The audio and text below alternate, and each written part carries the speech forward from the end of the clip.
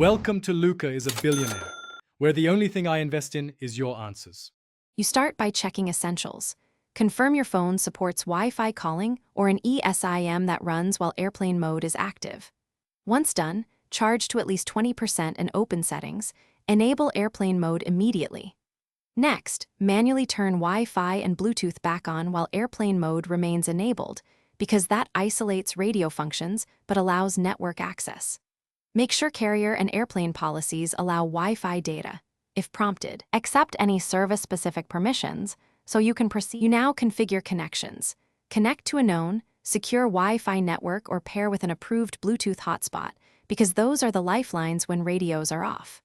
Once connected, check your IP and DNS in network details and confirm Wi-Fi calling or relevant service toggle is active.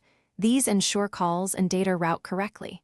Then test by loading a lightweight web page, sending a message, and making a brief VoIP call. If anything fails, reconnect or restart the Wi-Fi adapter before moving on. You finish by locking in stable settings. Set preferred networks to auto-join and disable auto-join for unknown SSIDs so you don't drop connections mid-flight. Next, adjust app settings to prefer Wi-Fi and restrict background data that drains battery. Once configured, validate long-running tasks like streaming or large uploads for a few minutes. If you hit problems, reboot the device first. If that doesn't work, reset network settings as a targeted fix. This usually clears misconfigured profiles and restores Wi-Fi data in airplane mode.